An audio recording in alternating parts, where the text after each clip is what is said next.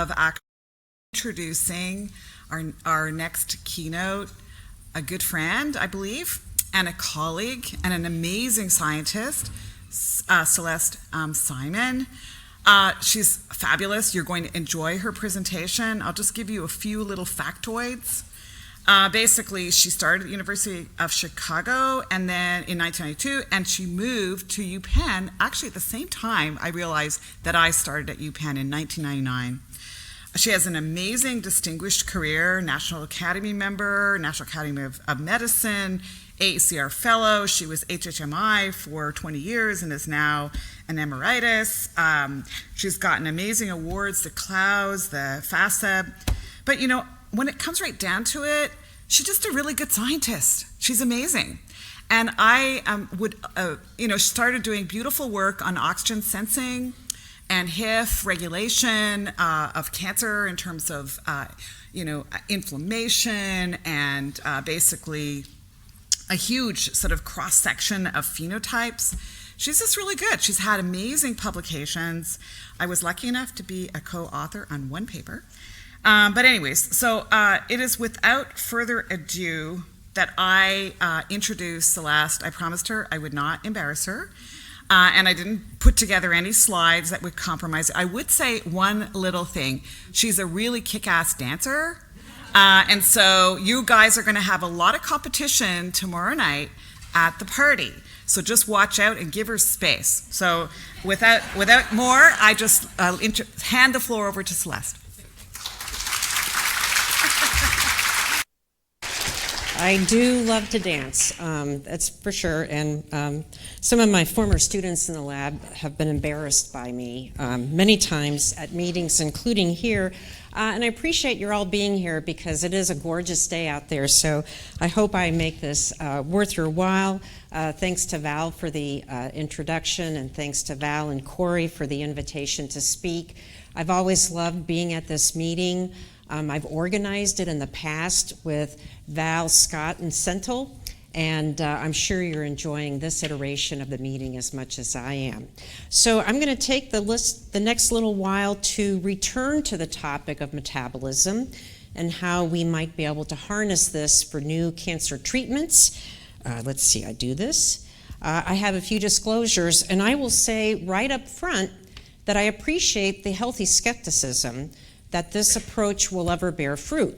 And this slide lists some of the headwinds that we might face beyond, for example, targeting mutant versions of isocitrate dehydrogenase, which is already making its way in the clinic for glioma and AML. But these include things such as we've been hearing how complicated solid tumors are, and of course they exhibit intratumoral heterogeneity that extends to metabolic heterogeneity. Of course, cancer cells have widely characterized metabolic redundancy and plasticity, so we could target a pathway and the cells would simply rewire the metabolism to acquire resistance. It's appreciated that cancer cells share metabolic properties with infiltrating T cells, so the worry is metabolic targets in the cancer cells might limit anti-tumor immunity. And then, of course, can we find a convenient therapeutic index? Can we avoid dose-limiting toxicities and adverse events? So the bottom line, though, is if you believe in something, you persist. And when I first started at Penn, there was equal skepticism about CAR T therapy ever bearing fruit. And I think you can all appreciate there's been great progress there. And so, as I said, you persist.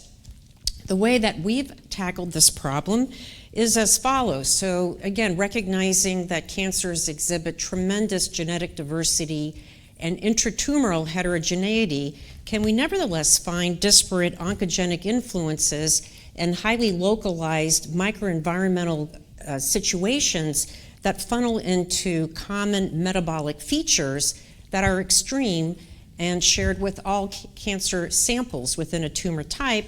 And if nothing else, can we learn some cool new biology? And so one of the platforms we've answered our question is in the setting of a cancer that I don't think has been discussed much at this meeting, And this is the most prevalent form of kidney cancer known as clear cell renal cell carcinoma. These are its statistics in 2025. And again, this is a tumor type that has profound genetic diversity. However, over 90% of these tumors have disabled VHL protein, which means that they have essentially constitutive hypoxia-inducible factor stabilization and activity. And in fact, HIF2 is the known oncogenic driver. This is now targeted with the clinical compound known as belzutifan. And I'd like to bring this up because when I was a PhD student, we were told that dimeric transcription factors could never be targeted. And so here we are, once again, this has been overcome. And it's already been diagnosed for nearly a century with an extreme metabolic feature. And these tumors get their name clear cell tumors because they accumulate vast quantities of neutral lipids, such as cholesterol, cholesterol esters, and triglycerides. And so to answer our question, we did sort of the typical playbook about a decade or 15 years ago, where we banked our own tumor samples and we interrogated them with a combination of transcriptomics, proteomics, genomic copy number variation, and then further integrated that with metabolomic assessments, maybe being among the first labs to do so. And indeed, we found highly consistent metabolic features. And they're listed here, and we've been able to show that with the exception of glycogen deposition, each one of these features can contribute to tumor progression in their own unique ways. I'll just touch upon gluconeogenesis briefly because I'd like to get to some unpublished data. But in the case of looking at gluconeogenesis, if nothing else, we learned some cool new biology. And that is, so if you don't think about gluconeogenesis, so you're very familiar with glucose catabolism. Gluconeogenesis is the opposite. It's the generation of glucose from non-carbohydrate substrates. This occurs primarily in the kidney and the liver. And because this was appreciated to be a highly glycolytic tumor, it didn't surprise us that a rate-limiting gluconeogenic enzyme known as fructose 1,6-bisphosphatase 1, or FBP1, was essentially undetectable in hundreds of independent patient samples. The surprise came, though, is that the reason why FBP1 is so completely eliminated is that it not only by being eliminated reinforces glycolysis in the cytoplasm, it can also actually be detected in the nucleus. And if present, is binding to HIF2 at genomic HRE, suppressing its activity. So in fact, it was important to lose FBP1 to fully realize unrestrained HIF activity. And a related protein, FBP2, was similarly found lost in a broad spectrum of soft tissue sarcomas because it can restrain nuclear MYC activity. So this was somewhat surprising to us, and we always like to take a rigorous genetic approach, and we wanted to prove that FBP1 is indeed a metabolic tumor suppressor. But this is where kidney cancer let us down, because to this day we still lack a highly validated, genetically engineered mouse model of this disease. But we turned our attention to another form of cancer, which is hepatocellular carcinoma, which in fact has many highly validated mouse models. And as we've heard, this is a cancer that coincides with progressive liver injury, steatosis, and fibrosis. And so we created a conditional allele of FBP1 and programmed it into a spectrum of HCC models, which include carcinogen-induced models, dietary-induced models, even p53 mutant cholangiocarcinoma. And in every case, FBP1 loss showed that if we lose FBP1, we have greatly enhanced tumor progression, decreased latency, enhanced tumor burden. So this proves to us, in a genetic sense, that this is indeed a metabolic tumor suppressor. We noted, however, that the increase in tumors in the liver coincided with elevated fibrosis, and so we then interrogated another cell type in the microenvironment, the hepatic stellate cell, which can be activated to make a myofibroblast and deposit extracellular matrices, but then can further senesce, and through senescence-associated secretory phenotypes cause the disease to progress. And this was one therapeutic opportunity. So in this case, we heard about senolytics earlier in the meeting. We can use senotherapy not to eliminate the hepatocytes, but actually the senescent stellate cells in the surrounding area of each tumor, and we use things like navitoclax, dasatinib, and quercetin. And as shown here, the cells undergoing cell death are not in the tumor, they're around the tumor, but this still resulted in decreased tumor progression. And so even though the protein is clearly missing, we could take advantage of it for new therapeutic approaches. But to summarize about a decade of work, what we've learned is that this is a very interesting metabolic protein, that it contributes to HCC in one fashion because when lost, the hepatocytes, and you'll see why in a moment, exhibit steatosis and ER stress. They release factors that convert the stellate cells into senescent stellate cells, and by releasing factors like IL-6, result in disease progression. That's in the setting of liver cancer. In the setting of kidney cancer, FBP1 is consistently lost to reinforced glycolysis and now result in unrestrained HIF2 activity. And then with Michael Karen's lab, we were able to answer another conundrum. So patients can be born with inborn errors of metabolism where the FBP1 protein is deficient. And because in the liver this would reinforce glycolysis, it made sense that upon fasting, these individuals would exhibit hypoglycemia and lactic acidosis. The question was, why did the livers become so enlarged, exhibit steatosis, and the patients exhibit profound hyperlipidemia? And what became clear is that there's a second catalytic activity independent role for FBP1, which is that can form a ternary complex with the proteins aldolase B and protein phosphatase 2AC, which restrain AKT activity. And so when FBP1 is lost, the outputs of AKT, like mTOR or SRABPs, can result in enlarged livers and fatty liver accumulation. And so we learned that FBP1 has a really important metabolic role in the liver and the kidney, and it pertains to both cancer and normal metabolism. And then finally, more recent work has helped explain that FBP1 is actually a metabolic node that is present in the cells that precede HCC production, which is the so-called senescent-like precursors. Turns out FBP1 is actually a target of P53. When P53 gets inactivated, FBP1 levels go down, and this causes AKT to now be hyperactive and reinforce the sort of metastable loop that converts a senescent-like cell to a cell that's once again proliferating and causing HCC. So we figured that we had uncovered some interesting new biology, but you can appreciate that when pathways or particular enzymes are missing, they're intrinsically harder to target. We found a way to do it in FBP1 loss. We found a way to bank on the consistent loss of urea cycle enzymes. But what would be quite desirable is to have proteins that are universally overexpressed and therefore readily targetable. And it reminds me that we should have stuck with what we know 15 years ago, which once again, that these are highly cholesterol-laden, triglyceride-laden cells. And we believe we understand why this is, because these cells very consistently overexpress a protein that I'll talk about in detail. It's alternatively known as SRB1 or SCARB1. This is how cholesterol is imported through high-density lipoprotein particles. And because these cells become so cholesterol-laden, they can develop these oxidized derivatives called oxysterols, which can actually lead to cell death through DNA damage and lipotoxicity. And so another protein that the cells very consistently overexpress, again, looking at hundreds of patient samples, is an enzyme which I will simply call HSD3B7. If you want to know the answer to this, why this has such a long acronym, just come ask me because I can barely pronounce it. But the take-home message is that HSD3B7 can convert 7 oxysterols to derivatives that actually can go on to form bile acids. This is a way to detoxify these cholesterol derivatives.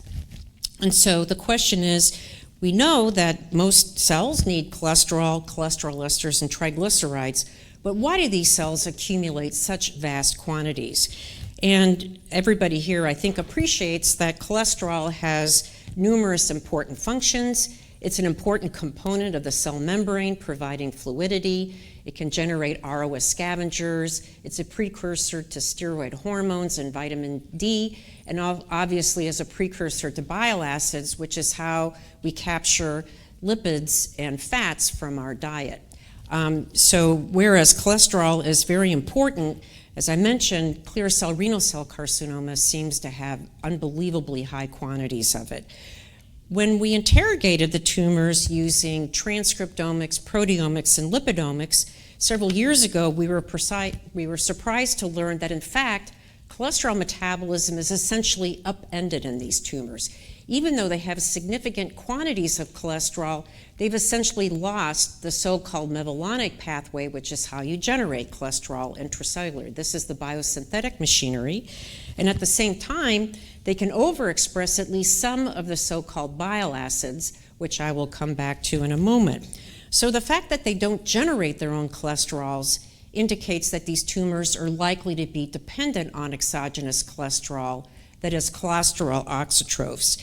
In fact, we could show this was the case in vitro, but in a simple flank tumor model, we can show that simply putting the animals on diet that has elevated levels of cholesterol, not so much that they increase their weight, but they do have elevated HDL cholesterol levels, that this was enough to cause the tumors to grow much more rapidly. So how are they supporting their cholesterol addiction? And this is where the protein I mentioned, called scavenger receptor B1, SRB1, or we call it SCARB1, is consistently, in fact, universally overexpressed in these tumors. And these are high-density lipoprotein particles. As shown here, they have structural proteins. They actually harbor lipid metabolic enzymes, but they can deliver to cells phospholipids, which we heard about this morning, cholesterol esters, cholesterol, and triglycerides. And again, this is very consistently overexpressed on hundreds of primary tumor samples we've interrogated. And of note, when genome-wide association studies have been interrogated for SNPs that predispose to developing clear cell renal cell carcinoma, most of them land within the locus that encodes HIF2 alpha, the oncogenic driver. But one actually lands within the first intron of SCARB1, creating a novel HIF2 binding site, suggesting in these patients that this forms an epistatic relationship. So is SCARB1 important? Recall, we don't have a good genetically engineered mouse model, so we simply did flank tumors. We let the tumors get to a certain size and eliminate SCARB1 with a genetic means, and the tumors grow much more poorly, if at all.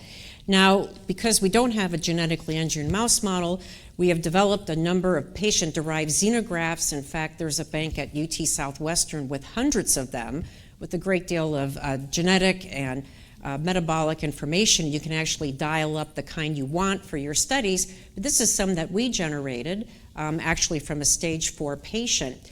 And ITX5061 is an antagonist of this protein that made it through phase 1 clinical trials, so has a good safety profile.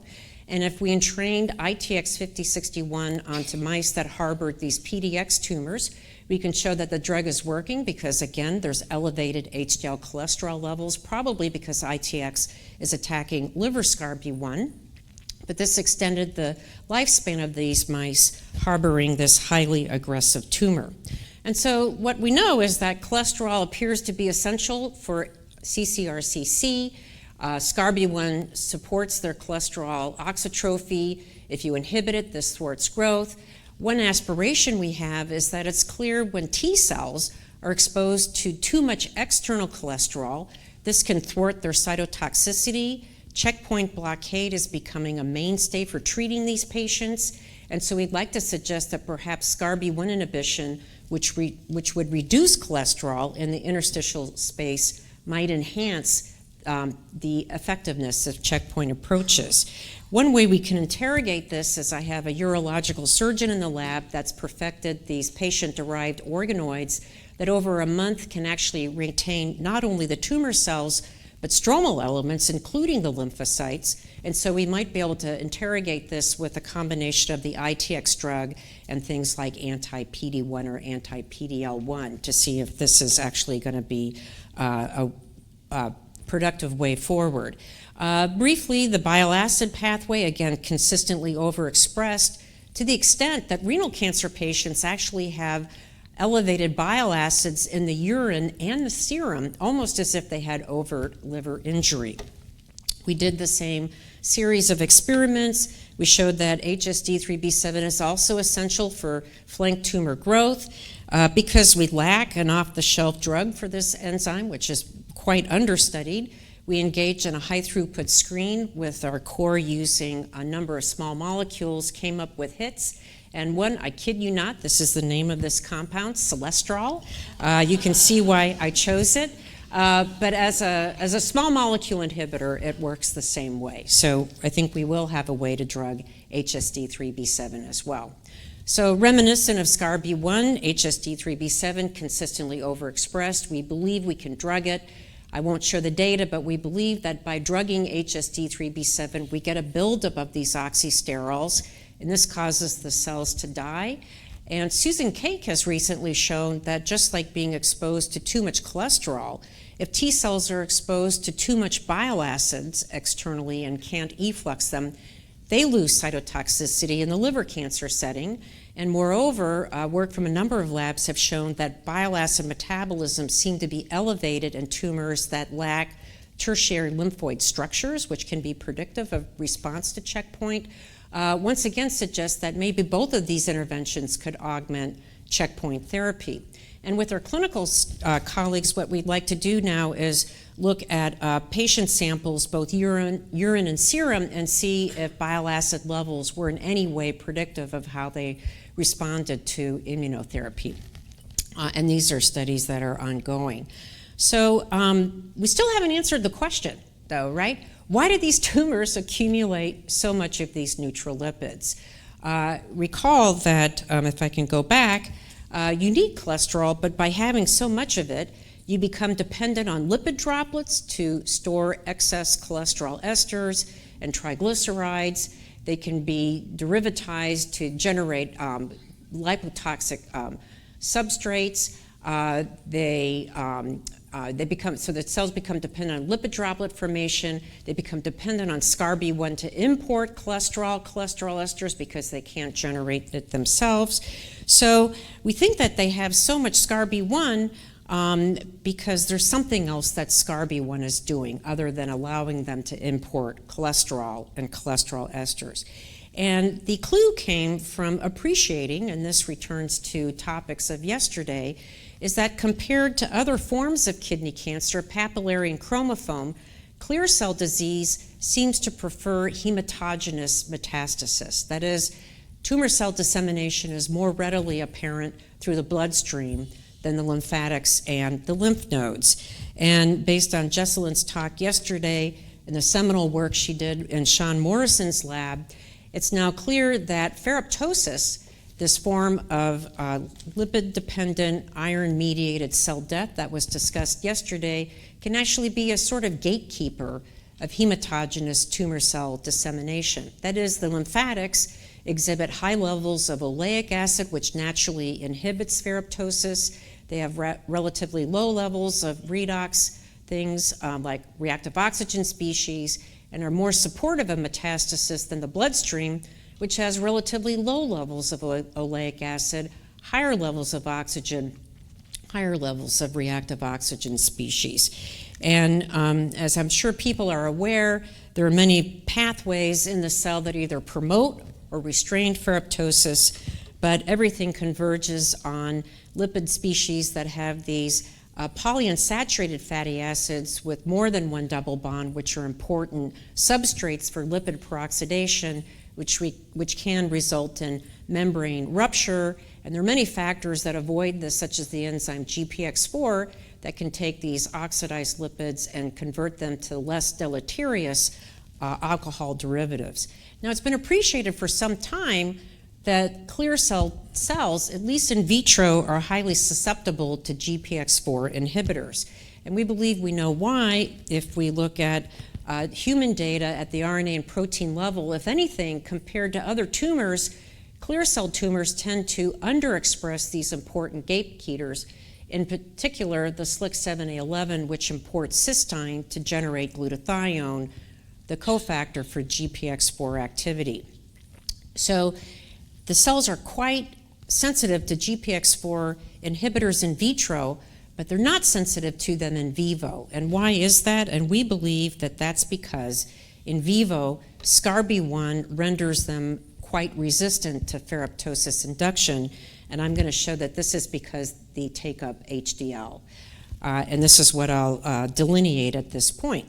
So we went back and we reanalyzed CRISPR screens where cells were exposed to two different GPX inhibitors, RSL3 and ML162, and it was very clear that the guides that target SCARB1 were clearly vastly underrepresented, again indicating that SCARB1 is a way to avoid ferroptosis.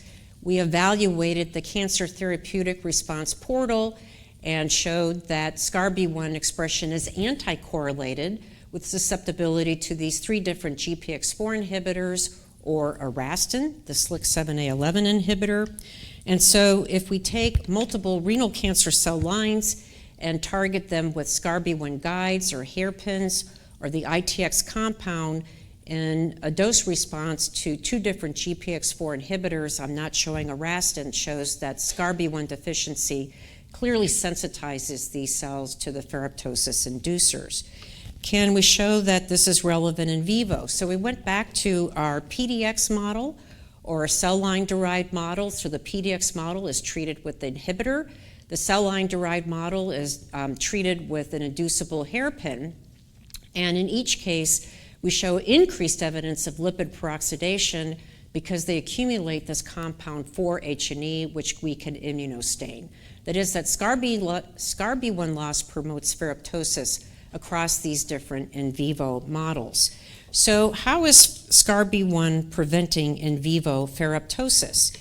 When we look at the cells where we've depleted SCARB1 and we went back and looked at these various gatekeepers, we'll focus on, for example, SLC7A11 or GPX4, SCARB1 loss did nothing to change their abundance, but it was clear that ferroptosis prevention depends on exogenous lipids. So if the cells are grown in normal levels of exogenous lipids with FBS and they encounter ML210, they can survive unless they are grown in cultures with completely delipidated serum. And the ability to avoid ferroptosis is lost if SCARB1 is not present and able to take up the exogenous lipids. So what is it about the exogenous lipids that SCARB1 is providing? And it would make sense that it's actually HDL itself, the particles it takes up. So we can substitute serum with simple HDL and show that it's completely protective when the cells are exposed to a ferroptosis induction system, as long as SCARB1 is intact, so they remain alive. In the presence of HDL, they avoid lipid peroxidation as shown here, but this doesn't happen if SCARB1 is missing. So HDL uptake via SCARB1 is rendering these cells resistant to ferroptosis. What exactly is HDL providing? I showed that they harbor a number of proteins, a number of enzymes, a lot of different lipids, and we discovered what we think is important sort of by an accident. So Yizhang Zhu, the star of this story, was waiting for human HDL and it was back ordered, so we thought, well, I'll just try bovine. It's got to be just as good. And in fact, surprisingly, it's not. So here we have the cells exposed to the ferroptosis inducer, that is the GPX4 inhibitor, in delipidated serum containing media.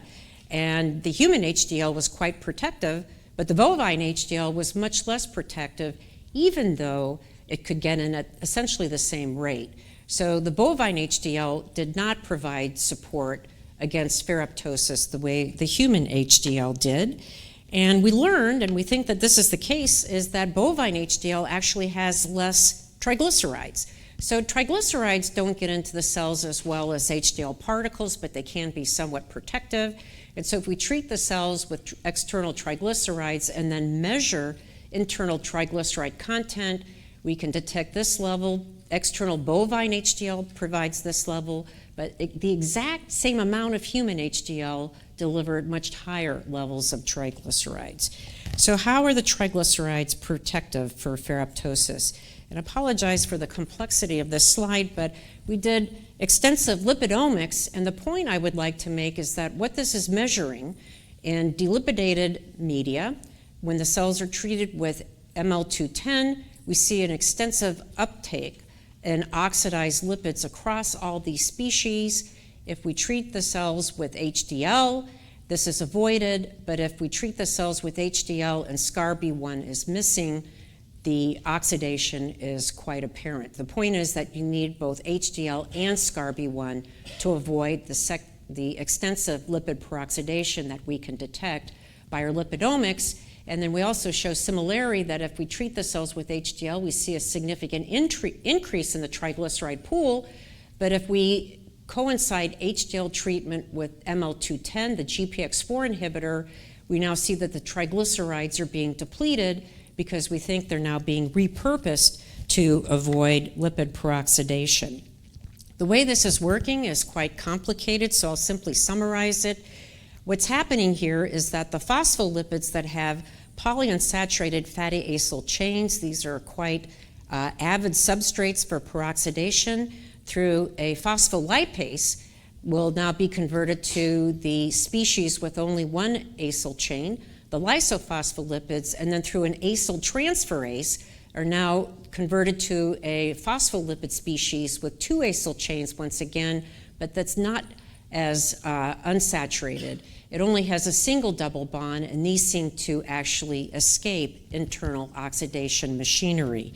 And I'll just mention that the HDL particles are not only delivering the triglycerides, they're actually delivering this enzyme, the phospholipase A2, because we can find it in proteomics. So to summarize the sort of complicated part of this talk, but we think that this is how it works, is that in the cells, and it makes sense to us that these cells would be poised to undergo ferroptosis because they're so lipid-laden, and they happen to take up quite a bit of iron. This is one of the outputs of the HIF-2 alpha factor.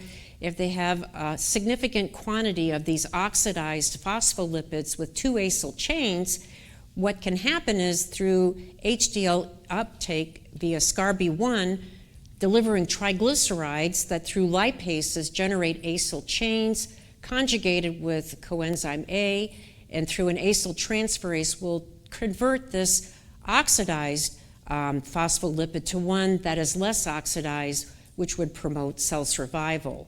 And if there's HDL deficiency, either through inhibiting SCARB1, through inhibiting the lipases, or inhibiting the phospholipase A2, we then retain these highly oxidized phospholipid species, and this would instead promote ferroptosis. So we believe that this is how SCARB1 and HDL are protecting the cells from ferroptosis, especially in the in vivo setting. What does this mean for tumor cell dissemination? So we use the tail vein model to show that if we take a pool of cells and treat them with guides to SCARB1, this significantly diminishes their ability to disseminate and colonize the lung through the bloodstream. And in fact, if we look at tumor burden in the lungs of these animals, it was clear that in fact the only colonies that were generated were those that in fact had retained SCARB1 expression.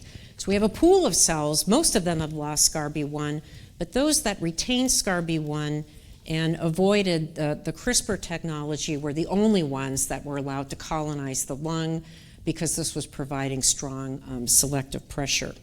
So finally, are these heavily lipid-laden tumors actually reservoirs for circulating HDL? And the hint we get that this is the case is because we've looked at patients before and after nephrectomy.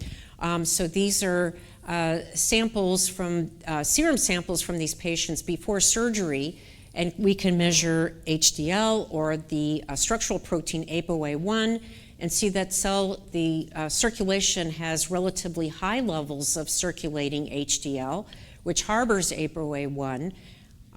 Low levels. Sorry about that. Low levels, but then after surgery, the levels increase. Again, suggesting that these tumors can sequester HDL from the serum because this is a very important part of disease progression. So what I hope I've conveyed is that SCARB1 HDL opposes renal cancer ferroptosis. We believe that this helps explain why the tumors so consistently overexpress this protein.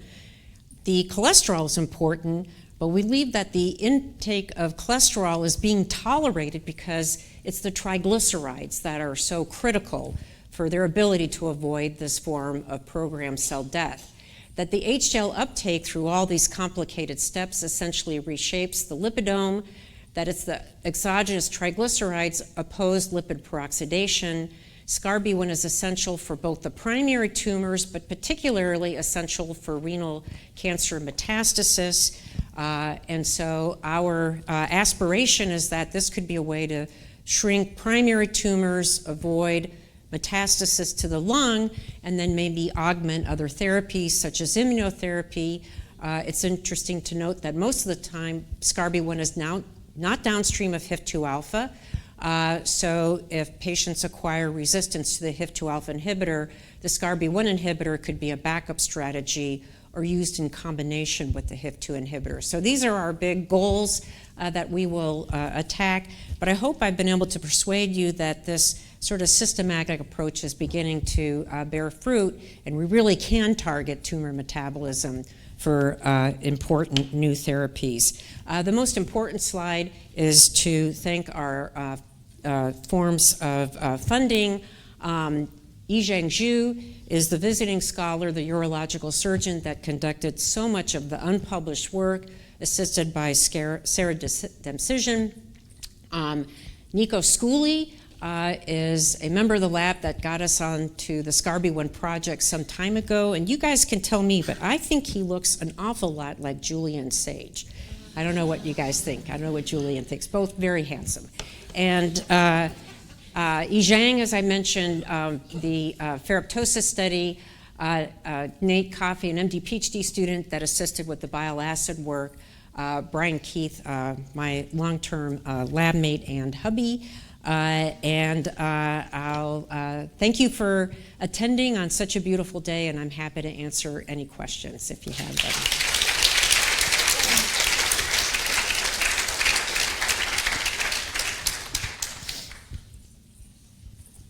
Thank you very much for the great talk. I'm interested in the relationship between VHL inactivations and alteration of cholesterol metabolism. And do you have any insight whether this is a secondary effect of VHL inactivations or the... Right, so much to our amazement, overexpression of both of these proteins is actually, as far as we can tell, except for the patients that have that SNP I mentioned, completely independent of the VHL HIF pathway. So if we restore VHL or if we take away HIF, their expression doesn't change. It's just that subset of patients that have that SNP, which creates a novel HIF-2 binding site, that they are in some kind of an epistatic relationship. So even though we think so much of the features of this disease are downstream of VHL HIF-2, these two things seem not to be. And we can maybe use that to our benefit because, you know, the HIF-2 alpha inhibitor is working well, but acquired resistance is part of the picture, not only for the patients with sporadic disease, but even the germline patients where it's having tremendous benefit, acquired resistance ultimately develops. So our idea is it could be used along with HIF-2 or the checkpoints or as a backup strategy. Thank you.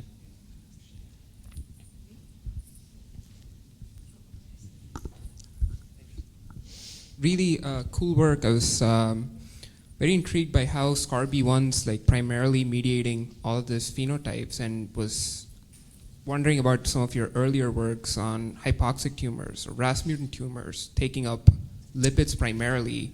And is this how tumors actually do take it up, or are there other strategies? Like how much of the lipid uptake that you're seeing is being contributed by SCARB1? So I think this is along the lines of what we heard this morning. And in fact, you could even do, this has been done by bioinformatics, you can look across cancers, and the more hypoxic a tumor is, the more likely those tumors are to overexpress import machinery rather than biosynthetic machinery.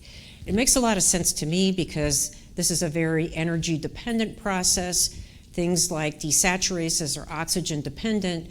So I think all tumors in some extent are going to be dependent on exogenous sources at some point in their development. We believe that SCARB1 is the way renal cancer has solved that issue, but there's many other ways. RAS-transformed tumors are dependent on lysophospholipids, just like we heard this morning, and they have found a different way to solve the problem. So I think that this particular protein is most relevant to this form of cancer, but other cancers are going to go about it analogous ways. Thank you. Hi, over here. So that was such a cool talk. You noted that with anti-SCARB1 treatment, you get an increase in HDL, and it was enough to cause T-cell cytotoxicity. I was wondering if you've considered the impact that might also have on myeloid cell phenotype and function, and could that be another way to kind of combine therapy in the future? Well, that's right. It's expressed on myeloid cells, right? So we haven't, so the patient-derived organoids might be a way that we could begin to look at that. This is where a genetically engineered mouse model of this disease would be so beneficial. We now do have, thanks to Ari Hakami and others, some syngeneic systems that we can exploit. We have humanized PDXs. Those are somewhat cumbersome, but maybe a quick answer would be through the organoid system. But it's an excellent point, and we haven't looked at it yet. Hi, it's a really great talk. I'm over here, on your right. Oh, okay. Wow. So I have a couple of questions. I'm gonna try to formulate it in one, if it makes sense. So I just want to speculate here, because there is also the LDL receptor that can be used for taking up lipids and cholesterol. And there are a bunch of different HSDs to make oxysterols. And it does seem like your phenotype is very specific to SCARB1 and that HSD, the protein that you guys work with. So I'm wondering if there could be something that SCARB1 takes up that doesn't exist with LDL. And the other question is, I have the feeling that it's kind of less likely for a renal cell cancer to run out of triglycerides to use that machinery to get rid of the PUFAs in the membranes than probably most other cancer cells out there. So would you have a comment on that? Or is there a reason why they cannot utilize the triglycerides that are already deposited, but they need to take up? Right, because there's something intrinsically different between the lipid droplet triglycerides and the external triglycerides. And it appears that the lipid droplet triglycerides are much more unsaturated. And we've actually seen this, and the external triglycerides are much more saturated, if you will. So they tend to have more oleic acid, or they don't have as much of the polyunsaturated fatty acids. So we actually think there's an intrinsic difference between what's external and internal. It's a good point, and that would be our answer. And we've looked at this. Celeste over here, in the front, center. Oh, got it. Great talk, and also embodies the power of persistence in science, so good job. I have a quick question that doesn't directly relate to it. I'm curious about patients who have thalassemia, who accumulate iron, and how does that shift your balance? And I know they are sensitive to kidney diseases and renal cell carcinoma as well, and I wonder if you ever actually looked into it, or is there any evidence on the relationship between that and this? It's a great question. I don't think I have I can't even hazard a guess, but it's a really good point. I haven't thought about it. Great. That's why you come to meetings, write all this stuff down, so that's great. Okay, hi, I'm here. So I have a quick question along these lines. So people with cardiovascular disease, people who are on statin treatment, what do you think, should they take a statin if they have clear cell renal cell carcinoma? So, so the relationship of statins to this disease is complicated, and I think now we know why. I didn't show you that Mendelian randomization studies have indicated that for patients, just like our mice, elevated HDL cholesterol levels can predispose people to kidney cancer if the other stimuli appear. So over the long term, statins would likely reduce that. But once the tumor has taken hold, and we've shown this, that the statins don't do much because the pathway's been suppressed. Now, if the pathway over time gets reactivated, maybe because of SCARB1 inhibition, then statins could have a benefit. But that's kind of how we see it. Thank you. Am I allowed to take more? I mean, I don't want to overstay my welcome. We have two more, and then we have to then you can track her during dinner. Come to the dance floor. We have to move a lot. Hi. I'm wondering if you had a chance to look at other types of clear cell carcinomas like ovarian or endometrial, and if there's any conservation there. So we think the concept is the same, but we think there's other players. Actually, LDL may be one of the players in that case. So clear cell tends to overexpress SCARB1, but if anything, underexpress some of the other transporters. We don't know exactly why. I think we've tried to address why SCARB1 is so important. The question is valid. Are there other things that it's doing? We can't rule that out, but at least we think we can offer something up. So analogous scenarios, but probably different players. Great, thanks. Hi, over here. Very interesting talk. I really love the question about the statin. I think thinking about your work from the patient's perspective, I was just curious as to whether or not you've been able to look at diet modification in patients that have had a resected renal cell carcinoma, and if that impacts the recurrence or future metastases. And then I also was wondering if you've been able to look at diet modification in the mouse models with your SCARB1 inhibition. Well, so the one intervention we did was just provide more cholesterol, and it definitely pushed growth of the tumors. I suspect there's a healthy amount of epidemiological data that we could interrogate about diet modification. This is an obesity-adjacent cancer, and so it's a really good idea. We have not looked at it in detail, but it's something to think about for sure. So thanks for the comment. Okay.